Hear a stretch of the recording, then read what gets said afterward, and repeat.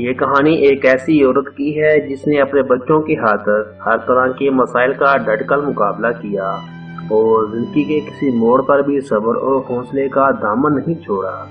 یہ کہانی ہے ایک ایسی ماں کی محنت اور محبت کی جس نے یہ ثابت کر دیا کہ حالات چاہے جیسے بھی ہوں، عورت اس کا مقابلہ کسی مرد کے بغیر بھی کر سکتی ہے۔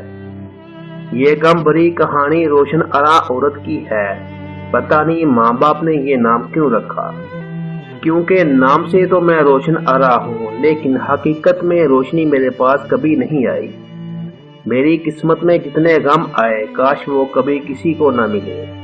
زندگی کی کوئی رات اور کوئی دن خوشی سے اور ہنستے ہوئے نہیں گزرا، مگر اتنا ضرور ہے کہ آنے والی کل کے انتظار میں رات کو سوتے وقت تھوڑا مسکرا لیتی تھی کہ کل کا دن شاید کوئی خوشی لائے گا۔ میری شادی 20 سال کی عمر میں ہو گئی تھی۔ شادی کے چند سال تو بہت اچھے گزرے، شوہر بھی اچھے اور ہمیشہ مسکرانے والے تھے۔ اپنی زندگی میں انہوں نے مجھے کوئی غم نہیں دیا، کماتے بھی بہت زیادہ نہیں تھے، پر پھر بھی دن اچھے گزر رہے تھے۔ مگر تیسرے بچے کی پیدائش کے ایک ہفتے بعد ہی مجھے یہ خبر ملی کہ میرے شوہر کی ایک حادثے میں موت ہو گئی ہے اور میں بیوہ ہو گئی ہوں۔ میری تو دنیا ہی اجڑ گئی تھی، کئی دنوں تک مجھے کوئی ہوش ہی نہیں تھا۔ مگر 1 مہینے کے بعد میں کچھ سنبھلی تو میری ساس اور میرے دیور نے کمرے میں آ کر کہا، دیکھو اب تمہارا شوہر تو چلا گیا ہے اور یہاں کمانے والا بھی اب تمہارا ایک دیور ہی ہے، سسر بھی چل پھر نہیں سکتے اور اب کوئی اور آسرا بھی نہیں جو تمہیں اپنے ساتھ رکھے، لہذا بہتر یہ ہوگا کہ تم اپنے گھر چلی جاؤ اور چاہو تو اپنے بچوں کو بھی ساتھ لے جاؤ، اور اگر دوسری شادی کرنا چاہو تو بچے رکاوٹ ہوں تو ہمارے پاس بھیج دینا۔ مجھے یہ سن کر بہت حیرت ہوئی کہ اب یہ لوگ بھی میرا بوجھ نہیں اٹھا سکتے، تو میں نے ان سے کہا کہ اماں اس گھر میں تو میرے شوہر کی یادیں ہیں اور ویسے بھی میں آپ پر بوجھ نہیں بنوں گی، کیونکہ میں سلائی کڑھائی تو جانتی ہوں، محنت کر کے اپنا اور اپنے بچوں کا پیٹ پال لوں گی، آپ صرف مجھے اس گھر میں رہنے دے۔ رہا شادی کا سوال تو وہ میں اب نہیں کروں گی، یہ بچے ہی میرا سہارا ہے اور کوئی دوسرا باپ انہیں پیار نہیں دے سکتا۔ مگر انہوں نے میری بات نہ مانی اور مجھے کہا کہ تم 3 دن کے اندر فیصلہ کر لو کہ تاکہ ہم یہاں سے چلے جائیں، کیونکہ اب اس مکان کو بیچ کر تمہارا دیور کوئی چھوٹا موٹا کام شروع کرے گا۔ میں نے جب یہ سنا تو میرے دل غموں سے بھر آیا۔ میں نے کہا ٹھیک ہے، جب آپ مجھے رکھنا ہی نہیں چاہتے تو میں 3 دن رک کر کیا کروں گی، لہذا میں نے اگلے دن ہی گھر چھوڑ دیا اور اپنی ماں کے گھر آ گئی۔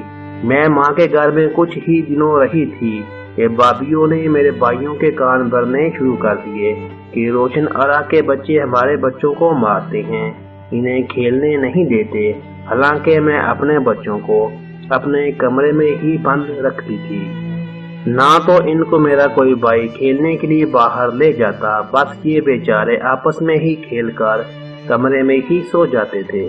آہستہ آہستہ میں نے اپنا کچھ زیور بیچ کر ایک سلائی مشین لی اور محلے سے سلائی کا کام منگوانا شروع کر دیا۔ اللہ کی رحمت سے میرا کام لوگوں کو پسند آ گیا۔ اب میں نے اپنے بچوں کو محلے کے ایک اسکول میں داخل کرا دیا تھا اور خود انہیں چھوڑنے بھی جاتی اور لینے بھی۔ پتہ نہیں یہ عورت ہی عورت کی دشمن کیوں ہوتی ہے۔ میری باپیوں کو میرا اس گھر میں رہنا پسند ہی نہیں تھا، اس لیے وہ میری بوڑھی ماں جو ہر وقت میرے غم میں نڈھال رہتی تھی، اسے بھڑکاتی رہتی کہ کوئی غریب سا رنوا مرد دیکھ کر اس کی شادی کروا دو اور اسے رخصت کرو، ورنہ اس کی عمر کیسے کٹے گی اور اس کے بھائی اسے کب تک سنبھالیں گے، اور ویسے بھی اب ہمارے بچے بڑے ہو رہے ہیں، گھر میں جگہ تنگ پڑ جائے گی، اور اگر کوئی اس کے بچوں کو لینے کو تیار نہ ہو تو ایک ایک کر کے کسی بے اولاد کو دے دو، پل جائیں گے۔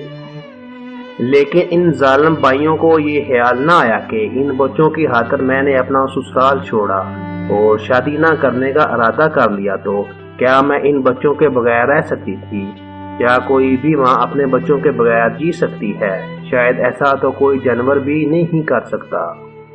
اس رات میں سو نہ سکی اور اگلے دن اپنی کچھ چیزیں، ایک چوڑی جو میرے شوہر کی آخری نشانی تھی، بیچ کر میں نے گلی میں ہی ایک 2 کمرے کا مکان کرائے پر لے لیا اور وہاں اپنے بچوں کے ساتھ رہنے لگی۔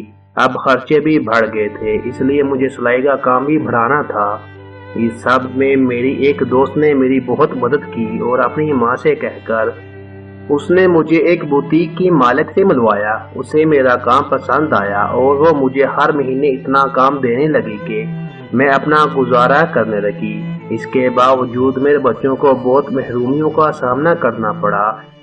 اسی دوران میرے بھائیوں نے میری خبر تو کیا لینی تھی کہ وہ میری ماں سے بھی تنگ آ گئے تھے، اس لیے میں اپنی بیمار ماں کو بھی اس گھر میں لے آئی تھی۔ بوتیک کی مالکن جس سے میں کام لیتی تھی، اس نے مجھے کہا کہ اگر میں تمہیں ایک چھوٹی سی فیکٹری لگا دوں تو کیا تم یہ کام سنبھال لو گی؟ میں نے کہا کیوں نہیں۔ لہٰذا اس نے میرے اس گھر میں ہی مجھے کچھ مشینیں لگوا دی اور کہا کہ اب تم مجھے میرا آرڈر پورا کر کے دے دیا کرنا۔ میں یہ کام کچھ اسلوبی سے سر انجام دیتی رہی۔ بفضل خدا آج میرا ایک بیٹا میڈیکل سائنس کا فائنل امتحان دے رہا ہے اور دوسرا بیٹا بینک میں ملازمت کرتا ہے اور بیٹی کی شادی ہونے والی ہے۔ میرے بیٹے کہتے ہیں کہ ماں اب یہ کام چھوڑ دو، لیکن میں یہ کام نہیں چھوڑوں گی جب تک مجھ میں ہمت ہے۔ اپنے لیے کچھ رقم اور کفن خرید رکھا ہے، نہ جانے میری ماں کی طرح کب میں اپنے بچوں پر بوجھ بن جاؤں۔